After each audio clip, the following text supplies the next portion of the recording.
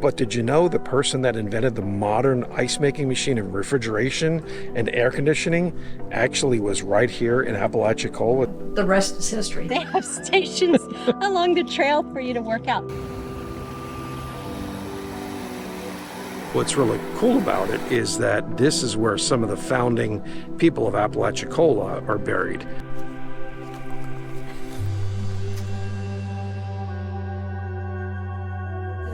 Here, let me read this to you. She's an adult female loggerhead. She's completely blind. Oh, her head was struck by a boat and she lost her eyesight. Wow, so she's been here for over 20 years.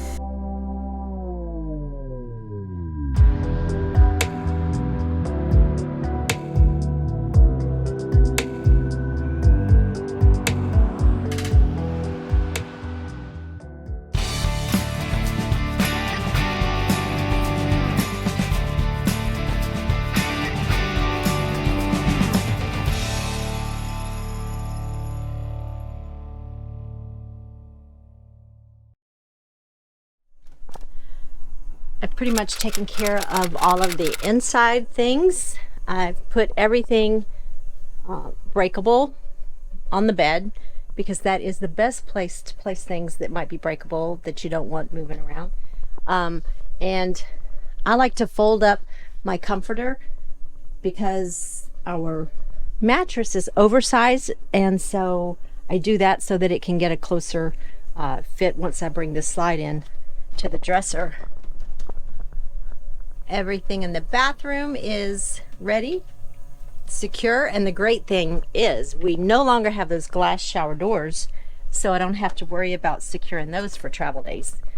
Downstairs, here are all of our travel snacks and water and so forth. This will go onto the floor. I've secured the refrigerator, placed my toaster oven here so that it's not going anywhere. Done all my dishwashing, although I have to put those away still. Rolled up our rugs, and this I will place beside the bed or in the bathroom, either one, to make sure that it doesn't move and make a huge mess while we travel.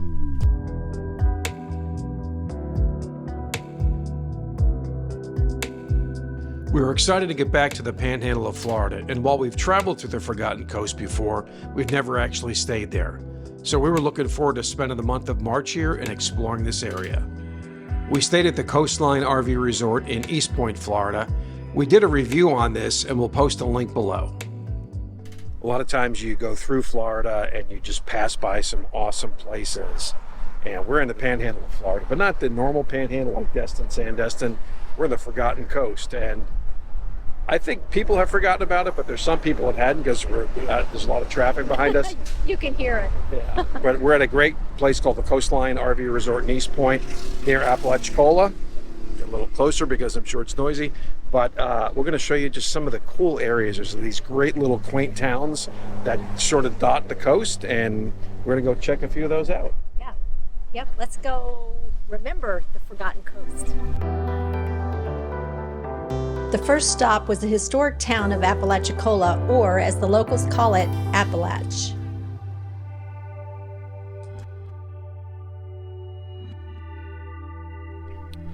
So we're standing on the corner Well, it's not Winslow, Arizona, though. No, this is not Arizona. It's far too humid for that. But it's a corner in Appalachicola, and it's another really cool thing. And I don't know if you can see behind me, but there's a grave here, and it's obscure, and it's a name of a person that you would never probably recognize unless you came to Appalachicola, but it's something that has significantly impacted every one of our lives. And so when you think about the top inventions of the past, say, 200 years, I mean, I'm thinking Thomas Edison for electricity. I'm thinking Henry Ford for automobiles. And the Wright brothers, airplanes. Yeah, for flying. But did you know the person that invented the modern ice making machine and refrigeration and air conditioning actually was right here in Appalachicola, Dr. John Gorrie, and they've got a museum. We're going to go check it out, but it's really cool, and we knew nothing about it, but Pam has this app that helps, you know, find all these little obscure things. Yeah, it's actually a really interesting app that I've downloaded, and I'm sorry, I don't remember who told me about it first to give them credit, but it's called Atlas Obscura, and check it out. We'll put the link somewhere here. Just, put a picture of an app there, but it's really cool because it gives you all these obscure things. So we're going to go check out the museum, and we want to thank him personally because we know how important air conditioning is to us, and refrigeration and ice making machines. I thank him often for it. I just thanked him before we came, before we started the video. So anyway, let's take you to the museum. John Gorrie came down from South Carolina. He was a physician and he was interested in viruses and things of that nature. He was a president of a bank. He was a notary. He was a physician. And back then they didn't earn a lot of money. So to compensate for that, he was like the mayor of the town, and he was like Mr. Appalachicola.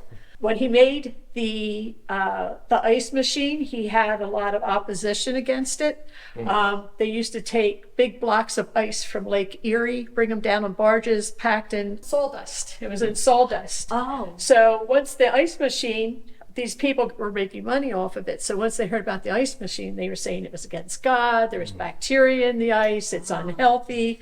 So there was a lot of delay as far as the patent being processed. Behind you is his patent, of which I can't explain anything. It's very detailed. Wow. John Gorrie died when he was 52, so he never saw the patent approved. Hopefully not of yellow fever. No, no, not to my knowledge anyhow.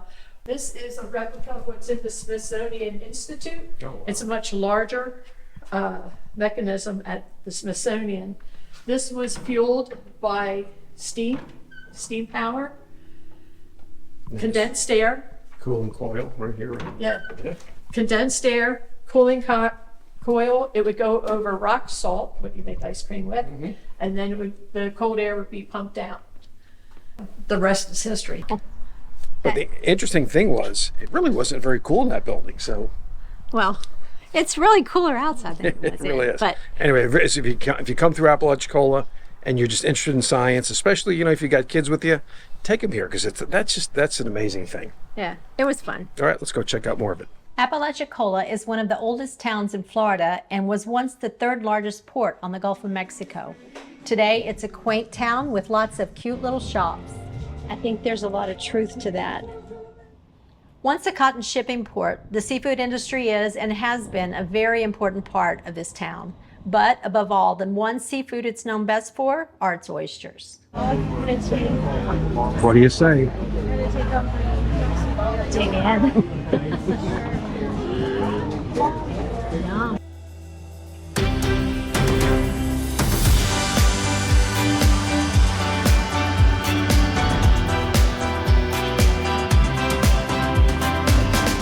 Right across the Sound is the barrier island of St. George and St. George State Park.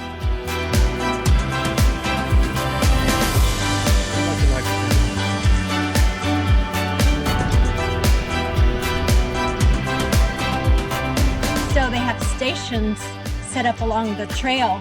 She's gonna hit that tree if she keeps backing up. They have stations along the trail for you to work out.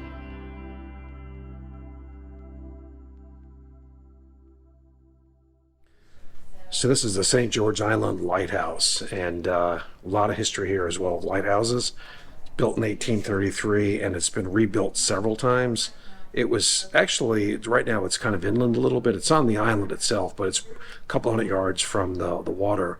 When it was first implemented and built, it was actually like on the sand of the beaches, but several storms, including Hurricane Opal, and that was a major, major hurricane, so it damaged the lighthouse to the point where they had to move it, and it leaned 7.5 degrees, so they moved it inland and then built this area around it here. So this is the Fresnel lens that was in it. So just very cool. Yeah, it's just kind of fascinating because in our travels we've seen so many lighthouses, and just in the past 2 days we've seen two. Right, we saw this one. Yeah. This, yeah. And we saw the one in St. Joe. This We have one, one more to see. One more in Carabel. got to see all the lighthouses. So yeah, very, very cool. Port St. Joe was known as a lumber town for years, and today it's a small town with a big heart that caters to tourism. So this is the town of St. Joe. It's probably, you said, the biggest town on the Forgotten Coast so far that we've seen anyway. Oh yeah, largest, yeah. And definitely the most active, because everything else is pretty quiet. Well, I think we kind of hit it on a day that there's an art festival going on and a jazz festival going on, and apparently people remembered about the Forgotten Coast because I think they're all here. But it's a pretty cool little town. It's a little breezy. This is the downtown area, and like I said, they've got a festival going on. We're gonna go check out some other areas, but it's a great town. Beautiful homes right on the coast. So pretty, yeah. And I'm curious, how many people who might be watching this, have you been to St. Joe or to the Forgotten Coast? It's not really well known, I would say, as far as Florida goes. Well, and if you did go to the coast, Forgotten Coast, did you remember? You went to the Forgotten Coast. Yeah. But it's definitely a very laid back vibe. But this particular event today, it's an art festival, and it's the 19th anniversary of. They've been doing this for 19 years now here, so that's pretty cool. Obviously, a lot of activities, and the food smells fantastic. Yeah, it does. This place right here. It does smell really good. It's about lunchtime, but. Yeah, so we think a lot of people from different cities that we'll show you in this video from the Forgotten Coast have come here, and let's hope they don't forget how to get back. It was time to eat, so we went to the Crazy Fish Grill. At first, it looked a little touristy, but it was actually very good. When you're on the Forgotten Coast, you can't forget to eat, and we didn't forget to eat. That's good. Got a grouper sandwich, 2 mahi tacos, and my first pass of this is we could have split all this, because that's a lot of food. Well, we are going to split it, but we could have split one thing instead of 2 things. Because look at that chunk of grouper. You're going to split 2 things. I'm so excited. Yum.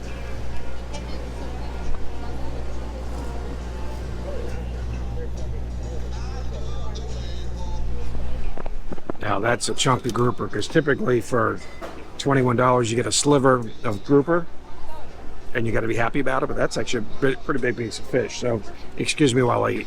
After lunch, we headed to the lighthouse. It was only $5 to climb it, so of course I couldn't resist. But I'm about to get a little bit of a workout. I'm gonna climb this lighthouse. Should be fun if I don't die first, but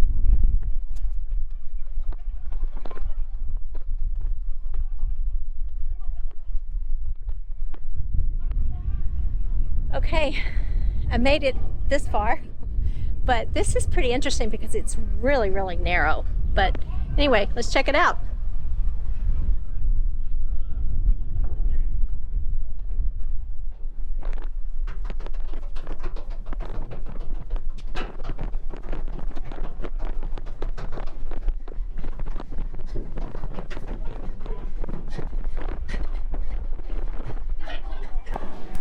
Oh, dang. These steps shrunk.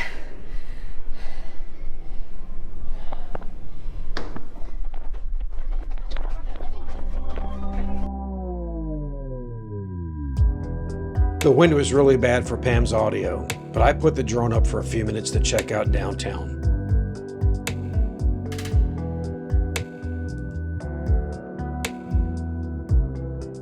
So whenever you're in a local place, you always try and find something that's a little bit out of the ordinary to do. And this is, this Forgotten Coast is kind of interesting because it's very quiet.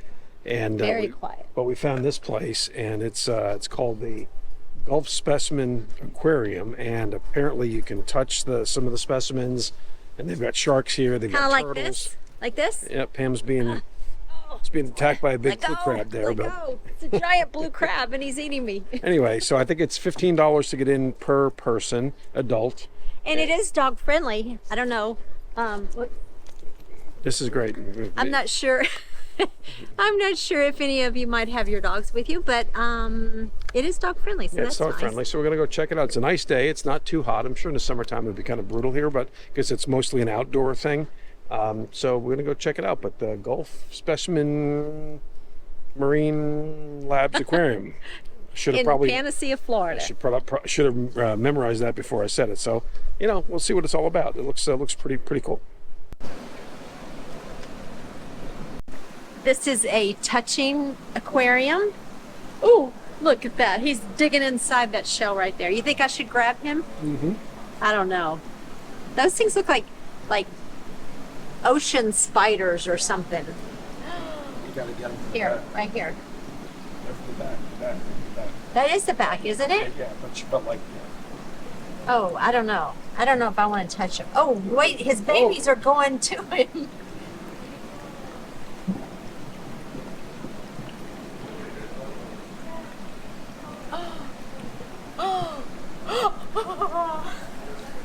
Oh, it just feels wrong. I don't know if I can do that. He's flossing his teeth. We got a fight going on here.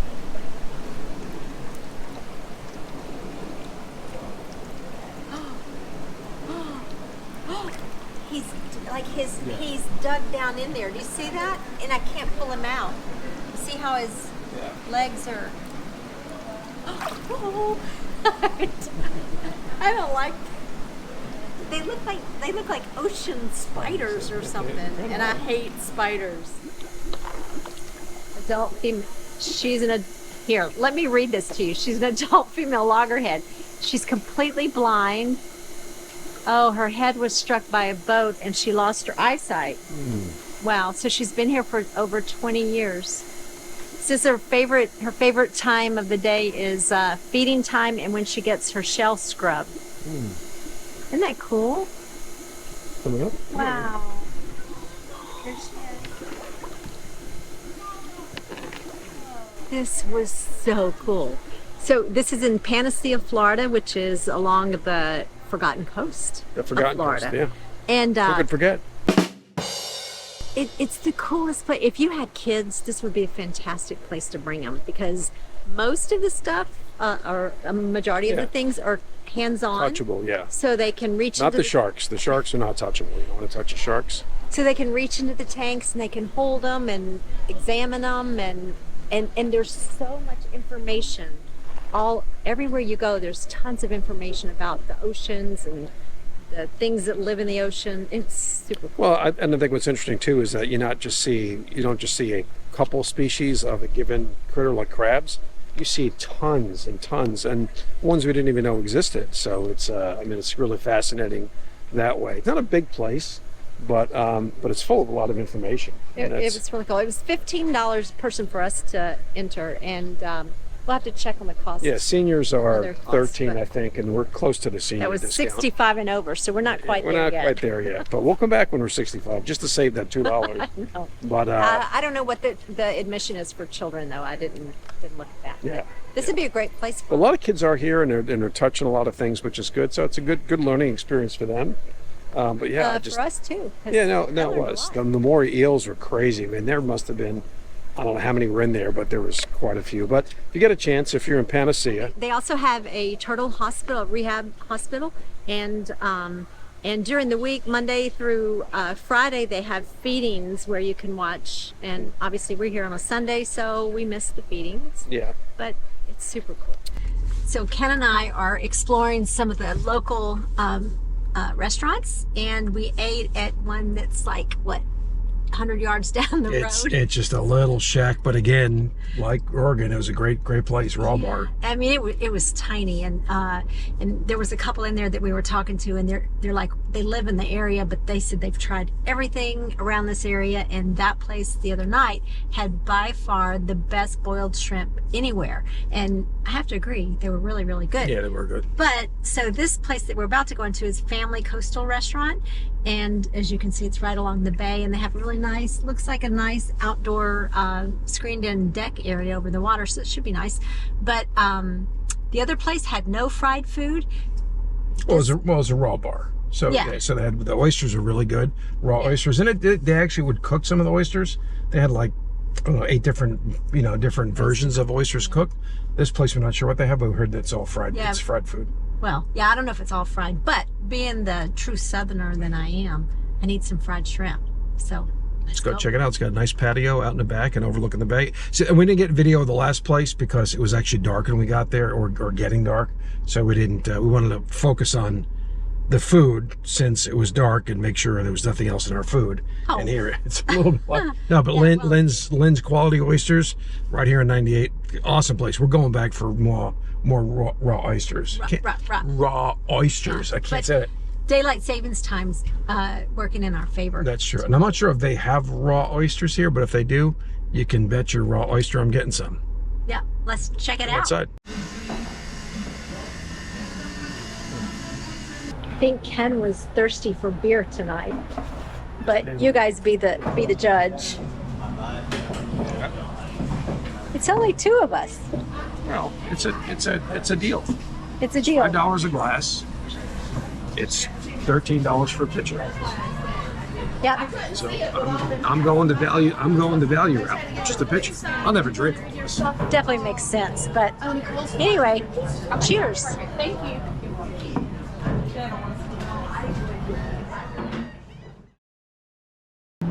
So what did you think, Ken? It was fried. Everything was fried. I feel fried. It was fried, but it was. My shrimp was really good. The hush puppies were really good. I haven't had those. You're a much bigger fan of fried than I am. But occasionally fried po' boy is not a bad thing, and fried fish and fried shrimp and fried everything else. But Well, the good thing is we only ate about half of our dinners, so to go about it. so we'll have leftovers tomorrow. And I'm not quite sure how fried is going to reheat, but we can always take the breading off. In the oven. The oven refries fried pretty good. So. Oh, and they also have really good mints too. You know those. I call them exit mints. No, they're like wedding mints. Okay.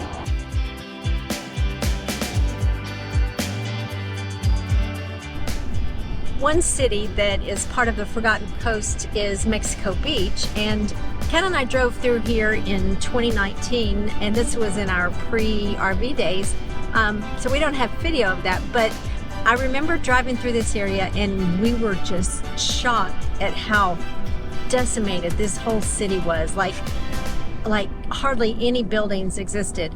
And so today, Ken and I, we drove over to Panama City Beach for a bit, and so I wanted to record some of Mexico Beach and show you guys what it looks like, because here it is 2024. That Hurricane Michael, which was a Category 5 hurricane, hit here in 2018, and it is incredible how they have rebuilt this city, and actually it's quite beautiful. So I want to show you some of this.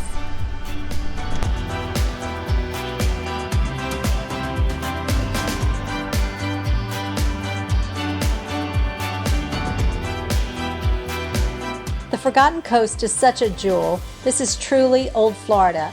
If you've not been to this part of Florida, don't overlook it. We think you'll enjoy it too. We were excited to meet up with Kevin and Larica. Their YouTube channel is Retired Road Tripping. Make sure to check them out. Thanks for watching.